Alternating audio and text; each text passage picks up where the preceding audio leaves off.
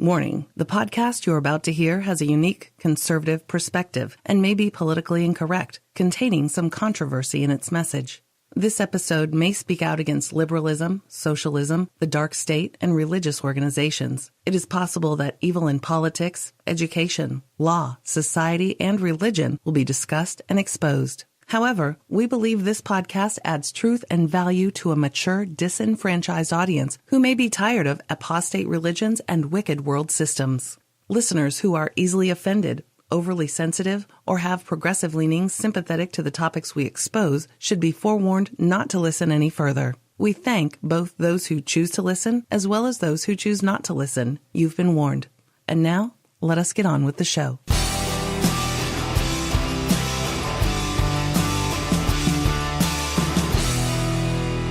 Go. Hello, everybody. This is Miss Kapow, and this is Freedom Friday, August 18th, 2017. And before we get rolling here, I just want to mention a shout out to Ina. A happy birthday, because we did not know it was your birthday a few days ago. But now that we know that it is, we want to wish you a happy birthday. She has the same birthday as me. Yeah. I have the same one as her. That means we're special. Yes, very special. That's right. That's right. So shout out to the Mac family. The Mac family. The little Kiwis. To the Kiwis. That's right. Ms. Kapow, the world's crazy. We got a couple of stories about crazy. I have no words for it. I quit. I don't know if you've noticed the last couple of shows. I quit titling them because I've run out of titles. Titles. Yeah, because it's usually the same thing. Naked guy, demonic, this dude, this, you know what I mean? It's just, it's all nuts. But trying to stay away from the politics and from what you've been hearing all week in the mainstream media. You know, what's going on with the divided racial country here in America with all that stuff. You're going to hear all that nonsense. You're going to hear all the lies. You're going to hear everything. In mainstream media, I'm not interested in repeating any of that. It's just part of the zeitgeist that we live under, part of the all these distractions and weird stuff. It's a weird time for me. I don't know if it's that weird for other people, but it's weird for me because I keep telling Ms. Kapow, because the parallel universe that I live in now, I should have my memories erased, but I keep remembering another time when it wasn't so. And that's what's causing me consternation. Mm-hmm. Mm-hmm. In my universe where I came from, there were certain things that just weren't done that here are commonly done all the time. And I'm going, because I get frustrated because I keep remembering a time when it wasn't so. And so that's my problem. I did not have my memories completely erased by CERN when I was brought here in this parallel universe. But that's my story, and I'm sticking to it. Alrighty then. All right. Do you have some scriptures to start off with? I do have a scripture. Okay. It's Psalm 49. It says, "Hear this, all ye people. Give ear, all ye inhabitants of the world, both low and high, rich and poor, together. My mouth shall speak of wisdom, and the meditation of my heart shall be of understanding. I will incline mine ear to a parable. I will open my dark saying upon the harp. Wherefore should I fear in the days of evil, when iniquity of my heels shall compass me about? They that trust in their wealth and boast themselves in the multitude of their riches, none of them can by any means redeem his brother, nor give to God a ransom for him. For the redemption of their soul is precious, and it ceaseth forever. That he should live forever and ever, and not see corruption. For he seeth that wise men die, likewise the fool and the brutish person perish, and leave their wealth to others. Their inward thought is that their houses shall continue forever, and their dwelling places to all generations. They call their lands after their own names. Nevertheless, man being in honor abideth not. He is the beasts that perish. This their way is their folly, yet their posterity approve their sayings. Selah. Like sheep they are laid in the grave. Death shall feed on them, and the upright shall have dominion over them in the morning, and their beauty shall consume in the grave from their dwelling. But God will redeem my soul from the power of the grave, for he shall receive me. Selah. Be not thou afraid when one is made rich, when the glory of his house is increased. For when he dies, he shall carry nothing away. His glory shall not descend after him. Though while he lived he blessed his soul, and men will praise thee when thou doest well to thyself. He shall go to the generation of his fathers, they shall never see light. Man that is in honor and understandeth not is like the beasts that perish. That is so much like Quolith. Yes, it is, isn't it? Yeah, I mean, it's like, there's so many parallels between that and what we talk about on our Monday show with Ecclesiastes and living under the sun. That's unbelievable. I mean, quite a bit. Yes. You know, where both these authors here are seeing, they're just seeing a world in which they live that's just empty and vain. Like that one portion where it says, you know, they gather all these riches and they name lands after themselves. Yep. You know? Yeah. Trying to keep their legacy alive. Yeah. And then yet they die and they bring none of that with them. That's right. And they're no longer part of the living and stuff. It's some pretty heavy stuff. And then on Mondays, you know, we've been going through Ecclesiastes and looking at life under the sun, living on this plane.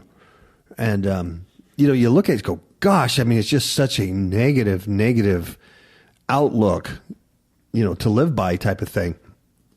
And, but that's the way it is. And the more I get into that and look at these writings of Solomon and stuff, just the more I see how important it is to have that eternal mind. Exactly.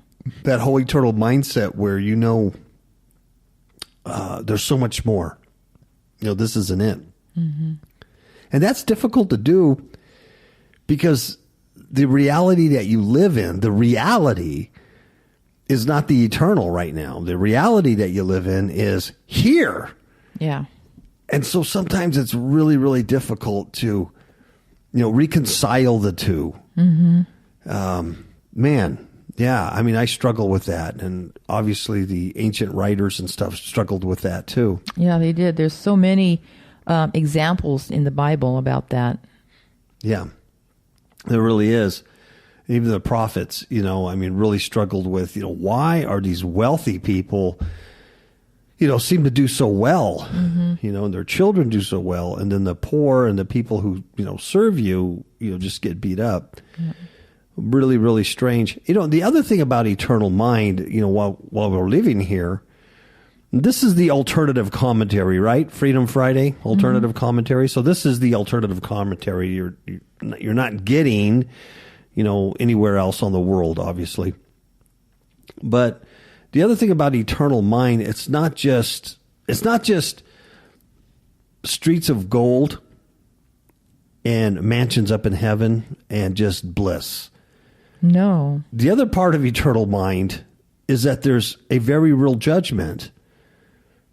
There's a real judging of every word we say and every deed we do, even as Christians, even as Christ followers, even as God-fearers.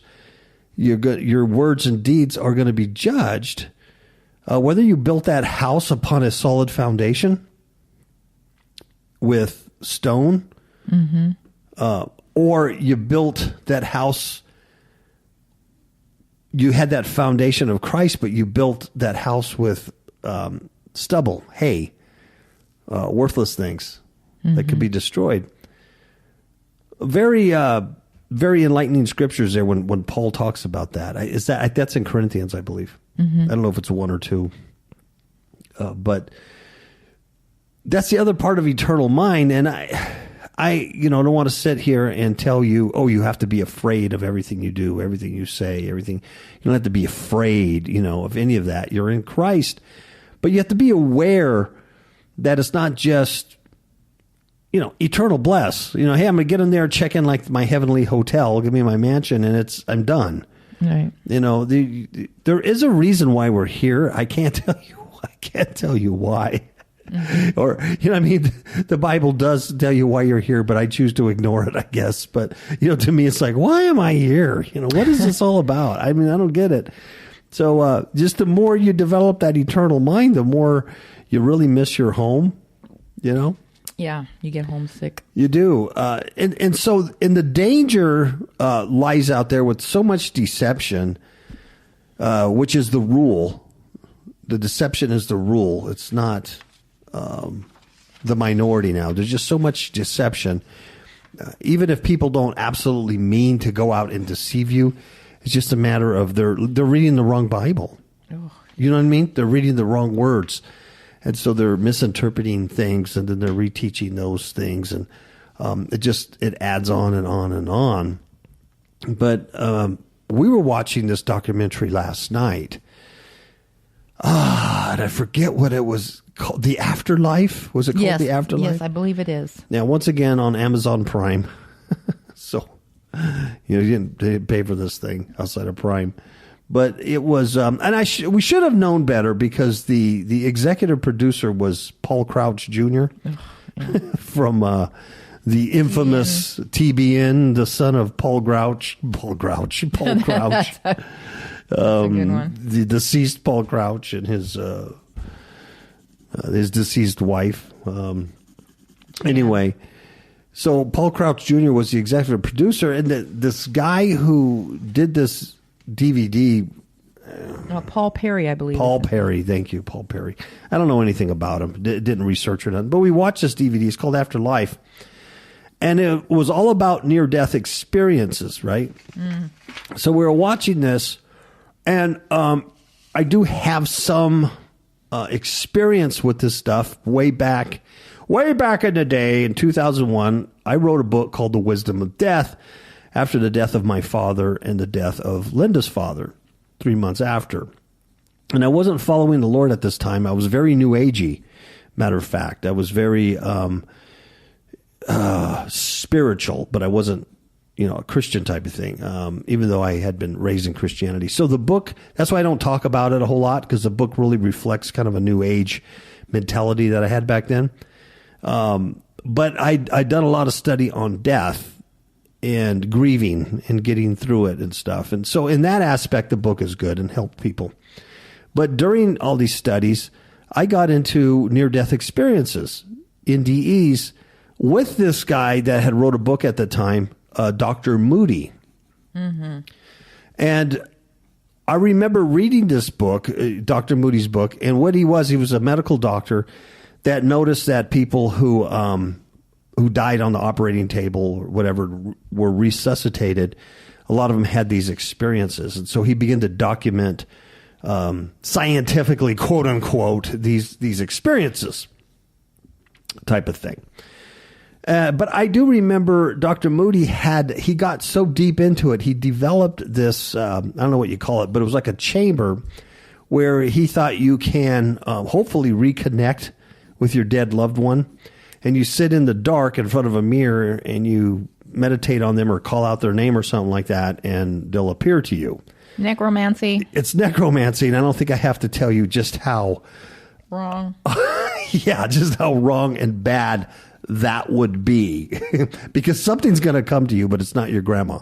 Mm-mm. It's not your mom. It's not your son. It's demonic. Yep. Because they're familiar spirits. That's why they're called familiar spirits. And that's all they do is deceive. That's all they do. They do nothing else but deceive. And they stay attached to you. Yes. And Miss Kapow's personal stories with that. And we can go on and on talking about death and demonic stuff and experiences that we've experienced dealing with this. I actually was very much into the death cult at that time, all the way to the time I got saved in 2006. I was really into a death cult. Mm-hmm. Very interested. I had all the books. I had the Egyptian Book of the Dead, the Tibetan Book of the Dead. I had all the Indian stuff, the American Native stuff. I was very fascinated with death.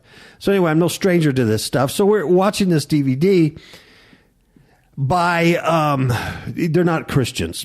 Paul Crouch Jr., TBN, any of those people, they're not Christ followers. They're business people ripping off ignorant churchgoers. They are not biblical Christians in any sense of the way. But you would think that the message behind this would have been Christ. It wasn't. Jesus was never mentioned. No. The whole DVD, this guy, this Paul, what is his name? Perry. Paul Perry, interviews Dr. Moody. And I got to tell you, Dr. Moody's a weird dude. I mean, he's very gay. He's very effeminate, the way he talks and stuff. He's just strange. And they interviewed Dr. Moody and this other guy, I forget his name, who's also an NDE expert.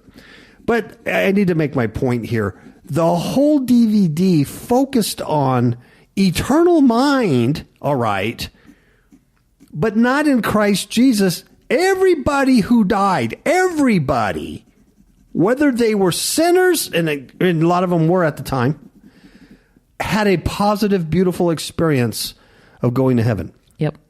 Every single person. And I got to tell you, that's a deception. That's a lie. Yep. That is a lie. That is not what the scriptures say. Mm-mm. And my personal opinion is when someone's on their deathbed like that and they're just about to die, their brain is not in the right state. There's chemicals flowing all through their body, adrenaline, all these weird hormones and stuff. And just like demons attack under trauma, like if you're under anesthesia and you're under trauma, going under surgery, you really have to pray before you do that because demons attack under trauma. That's what they do. They're cowards, man. Yeah. I mean, you really got to understand that. And I think when a person is having that experience and they're almost dying, that's when that deception comes in. Because inevitably these people come back. And what are the common things? Love. It's all about love. It's not about living a righteous lifestyle. It's not about following Christ. Mm-mm. It's not about obeying God's commands. It's nothing about that. It's just love. And they receive a knowledge that they take back with them. You know, this one gal, she said that she was enveloped with this feeling of love and acceptance. And she believes, this is the knowledge she was received, that she believes that everyone that dies also gets this experience. And so someone said, even Hitler? She goes, yes, even Hitler. Even Hitler. Everybody goes to heaven. What a nice religion that is. One guy said he was living the lifestyle, a hedonistic lifestyle of a lifestyle like Hugh Hefner, which means he had a lot of chicks. And that's how he was living his life. He was partying. And matter of fact, he died while he was partying on New Year's Eve in some foreign country. And he had some blood poisoning he didn't know. And he was partying like a rock star. But you know, he went to heaven. He saw the most beautiful things. Felt the most beautiful love. Then he came back. But there was nothing about his life changing. Anything like that. So there are big conferences. There are big meetings that they meet together. And they talk about their NDEs and all this stuff. And the thing is that these people come back with, too, is that because they had such a positive experience, they believe that that's true, for one thing. Yes. And then they are no longer afraid of death. So they never question where they're going to go after they die. They already know. There's no judgment. There's no judgment for these people. So are they good people? Do they try to love people every day? Are they mean, cruel people? No. They're good people. But in their eternal mind, there's no accountability. Yeah. There's no accountability for your words or your actions or for obeying the commandments. Now, if that's the case, if everybody just dies and goes to heaven no matter who you are, and it's all about love and you learning your love lessons down here, if that's the case, then my complaint would be that of the same complaint that the Apostle Paul said. If none of this is true, if heaven's not real, if there is no judgment, if there's no Christ, if none of this is true, if everybody just gets in because, well, you know, you just get in. That's the way it is. You learn your lessons down here and you get in. If that's the case, then I, among men, are the most miserable. Why would I make my life so miserable if that's the case? Why would I not just do like Quilla says and eat, drink, and be merry and just party like a rock star, man? Right. You know what I mean? Hey, at my age, I can still party hard. I just can't recover. Right? Like one birthday card I received said, party like a rock star. You just can't recover. But you know what I mean? It's like you're just miserable. You're just a miserable religious nut. Mm-hmm. You know what I mean? You're just a miserable religious nut. Why don't you just go live on a mountain somewhere and don't enjoy life, if that's the case? Mm-hmm.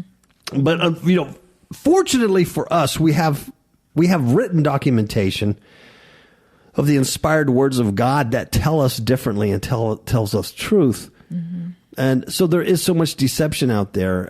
It is amazing. And like I said before, both Linda and I are not strangers to the whole death thing. I used to teach grieving classes at a Reformed church. I wasn't even saved. Neither were they. So it made no difference. But I actually got him into the NDE stuff. I actually introduced him to Moody's books. Oh, yeah. And, that was a big thing. That was a big calling for me back then, the whole death thing. And, when I got saved in 2006, God delivered me of the death cult. Mm-hmm. Of the death cult, yeah. And it's like Paul says, all I know is Jesus Christ, him crucified. And to be absent from the body is to be present with him, type of thing. But anyway, that's the eternal mind. And living down here, it's very difficult to maintain that eternal mind and wonder, what the heck is going on and what we're doing down here. Amen. Right, Mr. Pound? Yeah. So I don't know what this has to do with any of the stories that we're talking about. And how I got down this rabbit hole, I have no idea. But okay, here we climb are. Climb out. Here we are. We got to climb out the rabbit hole. Sorry. Let's go off with the first story here. Yeah. There's a warrant issued for a man who was having sex with the fence. Wait, sex with a what? Fence. A fence. A block wall fence? Chain link. Chain link fence? Yes. Apparently, on August 14th, a warrant has been issued for a Texas resident who stands accused of having sex with a chain link fence. A judge last week ordered the arrest of Ilirado Dororo Estala, who's 32, after he failed to appear for a court hearing in his indecent exposure case. A bond posted earlier this year by Estela, a Mexican national, was ordered forfeited by a Travis County jurist. This man was arrested in March on the misdemeanor count after an Austin neighbor told cops that she saw him having sex with a fence that separates their residences. He disrobed, and when he realized that this Diana Vasquez was recording him with her cell phone as he urinated on the fence. So, he initially he put his mouth inside the chain link fence and stuck his tongue out, moving it. Okay.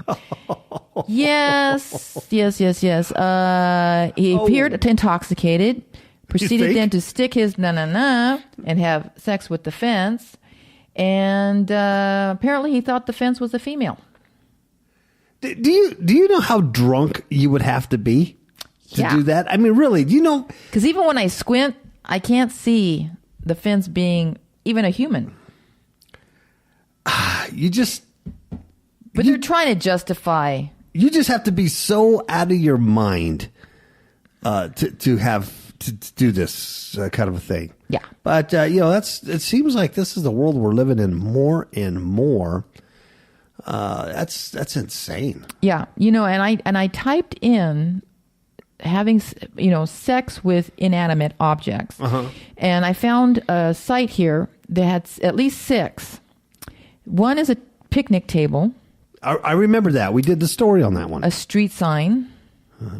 A bicycle. Wow. A lamppost. And a park bench. And a car. Now, I remember the one with the car. The guy was in love with this car. Yes.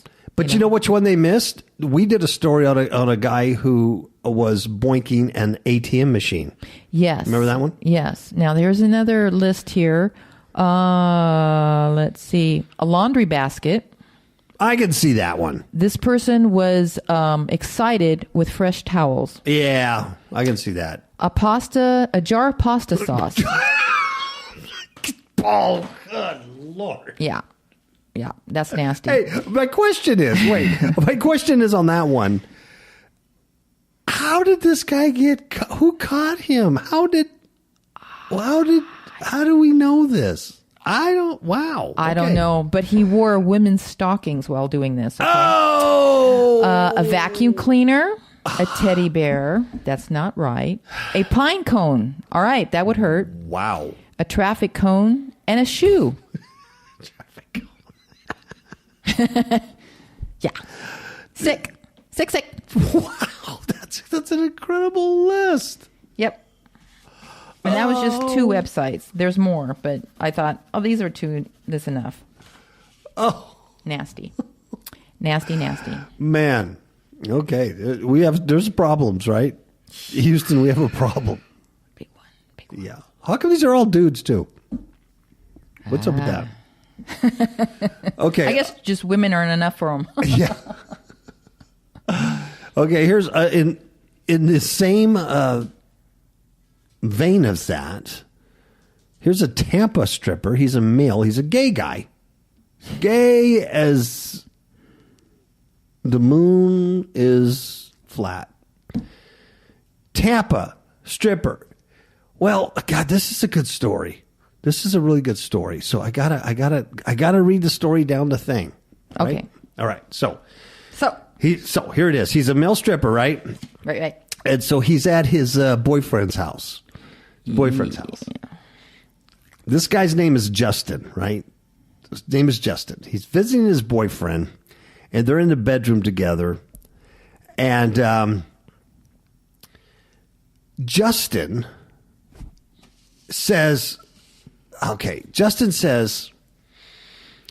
he and Braun is his lover's name. Mm-hmm. Another guy. He and Braun were having a sexual relationship. And he was in Braun's home, right? And they got into an argument because Justin believed that Braun, his gay lover, was a cannibal. The story is fantastic. The argument alone is like, yeah, wow. They got in an argument because he goes, "You're a cannibal." Yeah, and the guy says, "No, I'm not. You are a cannibal, man." And so they got into a little gay tiff, little spat, right?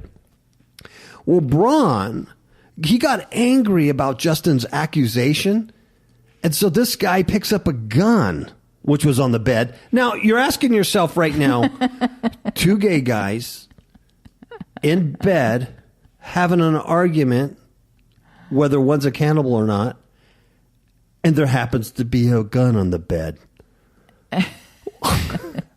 How natural can you get? Of course there is. Okay, so Braun gets mad. He picks up a gun that was on the bed where they were laying. The dude fired as he fought with Braun for the gun, but no one was shot. So it's a loaded gun on the bed of 2 gay guys arguing if one guy's a cannibal or not. Hey, you couldn't make this up. I mean, this is quite the story. So then Justin says he takes the gun and he planned to shoot the cannibal, his gay lover cannibal, Braun. He was going to shoot him, but the gun jammed. So what do you do? What do you do in that situation? Do you just run out the door and say, "I've had enough. I'm breaking up. I want my ring back"? Is that what you do? No. Justin said that he grabbed a writing pen, and he stabbed Braun in both eyes. That's where you go with it. But is it over, Miss Kapow? No. Nay, there's more. There's more. Then Justin, after he stabbed Braun, the cannibal, in both eyes with a pen, he stuffed a piece of wood from a broken dresser into Braun's mouth to silence him. Wow. Because this guy's screaming because his eyes just got gouged out. Híjole. So he stuffs a piece of wood into his mouth. Is it over, Miss Kapow? No. You know what he does next? Justin stomps on the piece of wood to lodge it further down the guy's throat. Wow. And this is supposed to be his lover. Yeah. Can you imagine? These gay dudes would are hate violent, man. Oh, yeah. I would hate to have him as a friend or an enemy. Yeah. Wow. Gay stripper from Tampa. So anyway, is it over? No. Nay. There's more. So after he stomps on the piece of wood to get it down his throat to keep him from screaming because both his eyes are gouged out with a pin because he tried to shoot this guy tried to shoot him, but the gun jammed and they were in bed because they're both gay. Justin grabs a drawer from the broken dresser and he uses it to hit Braun over and over. And so he tells the police that the locked door kept Braun's roommate from entering. Oh, my goodness. So then Justin grabbed his money and his backpack. I don't know why money was there. I can only guess. He grabs his money and backpack. He jumps out of the window, stark naked, and runs out. And after several hours later of evading police by jumping fences, not having sex with fences, jumping fences, climbing on rooftops, they finally caught poor Justin. Now, here's what he said. He admitted that his actions went beyond self-defense. Well, at least he realized that. Yeah. Now, the cannibal guy was flown to the hospital. He's listed in critical condition. Well, I can imagine just having his eyes Yeah. blundered like that. Yeah. Wow. The story is absolutely incredible the way it unfolds.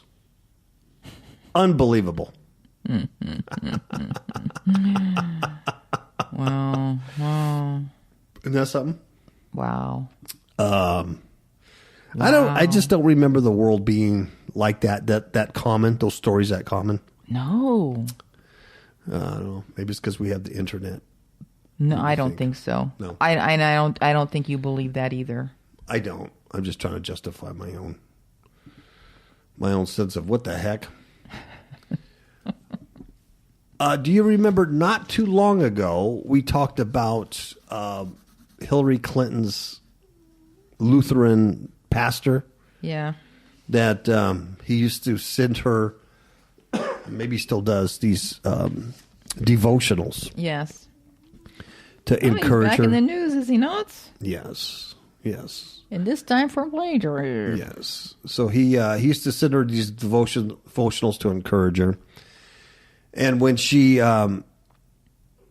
didn't win the presidential election, she was so devastated that he sent her these messages of hope and love from the scriptures, from the Bible, and to encourage her. It helped her so much.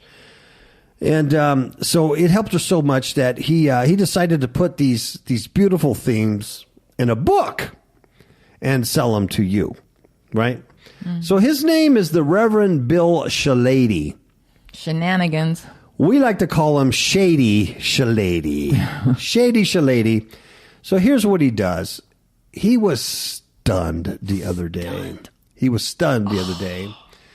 Because another pastor guy, a guy named Matt Dewell, has a sermon blog that he does. And so Matt Dewell was reading Shady Shalady's book about these beautiful words that he gave to Hillary. And when Matt Dewell was reading these beautiful words that he wrote to Hillary on the day of her loss, he realized, hey, that's exactly what I wrote on my blog. Oops. So he contacts Shady Milady, and Shady Milady says, I was stunned. I was stunned to find out that I inadvertently copied Matt Dewell's blog. He must have done it in his To the sleep. T. I don't think he would have done it on, on purpose. Here's what he says. When he got, he couldn't have done it on purpose because he's not Shady Milady. No. No, he's a pastor. He's a Lutheran pastor for Clinton. And Well, I tell you what, now you understand why Hillary is the way she is. Well, yeah, you got to surround yourself with birds of a feather snake together, right? Oh, he says, what a shock. I was shocked.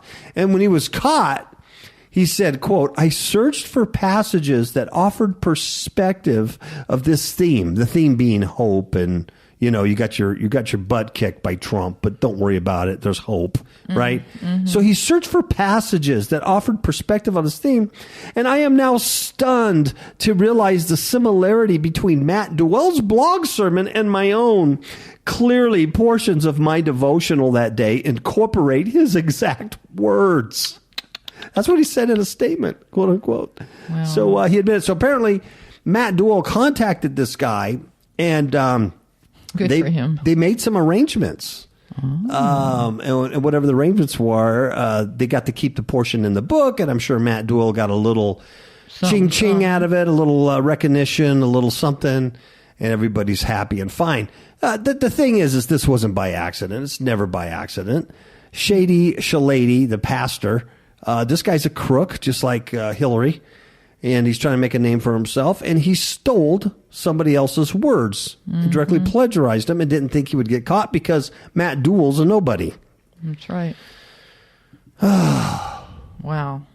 Yeah, and you know what? That's no better than having sex with a fence. No, really not. You know, the fence wasn't hurt. But Shady Milady, he's pretending he's a man of God. Okay. Let's take a break, and then we'll come back from one last good one. All right. You are listening to the Kapow Radio Show Network. Kapow stands for Kingdom Against Powers of Wickedness. Kapow is sponsored by Fifth Hook Media, a digital publisher of ebooks. FifthHookMedia.com has a selection of ebooks about spiritual warfare and Christian living. Visit FifthHookMedia.com. That's FIFTHOOK Media.com. Remember, that's FifthHookMedia.com. FIFTHOOK. Kapow! What's up, yo? I like it. I'm done, yo. Demons in My Marriage Bed from all online digital retailers, such as Amazon.com. Demons in My Marriage Bed, a true story of spiritual warfare, changed the way my spouse and I conduct spiritual battle, and has increased our alertness level to the tactics of Satan. Please do not be fooled that such things cannot happen to you. Rather, get prepared and become the spiritual warrior needed to overcome in these perilous times in which we all live. Do it, Linda.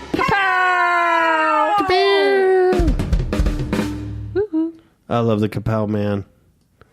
He's out there flying around looking for justice for all. He's an awesome dude. Awesome. Okay, last story to make your day. This is actually very sad. Yeah. It's actually very sad. This woman dies of shock when a naked intruder jumps into her bed. Now, understand this. The naked intruder is another female. What? Yeah, another female. I bet you alcohol, drugs, and mental illness were involved. Never mind the demons. This happened in Burnham, Maine. Wow. The state medical examiner's office says that a 72-year young Maine woman died from a heart attack after a naked trespasser jumped into bed with her during a home invasion. That would scare anybody. Yeah. Man. Her name was Joyce Woods. She suffered from a coronary artery disease, and she died of shock during the home invasion. The gal who caused this is a 36-year-old thing called Tara Sheebles. And she was indicted on the charges of manslaughter, aggravated criminal trespassing, and assault. They said that the victim here, Joyce Woods, had called 911 early April 2nd after Sheebles had broken into her home, climbed into bed with her, Jiminy. and then refused to let her turn on the light. What? And apparently, the victim's family arrived before the police and placed her in a car, and there she died. Oh, bless her heart. Oh, how awful. Wow. And I don't know. I don't think CNN's talking about that. Fox News or any of them. Nope. There's some weird stuff going on. That's an understatement, don't you think? Yeah. That's just bizarre. That's horrible. And before we leave you, one other weird thing going on. August 21st, here in America, solar eclipse splits America right in half. And a lot of people are trying to make money. A lot of people think they're going to get spiritual enlightenment. I don't know. They're all buying their glasses or whatever. I'm telling you right now, Americans, they're going to go out. And this thing, wherever you're at the most, is going to last 2.5 minutes. They're going to go out there. They're not going to reflect. They're going to say they're reflecting on the beauty or whatever they're looking at. Of course. They're going to do 2.5 minutes of reflection and then immediately go back to their Game of Thrones and their social media and their partying and whatever. That's the way it is. Mm-hmm. That's the way it is. But there's an article from Google, and it says, for one day, a fractured country will be united by sun, moon, and history. And that's from the Washington Post.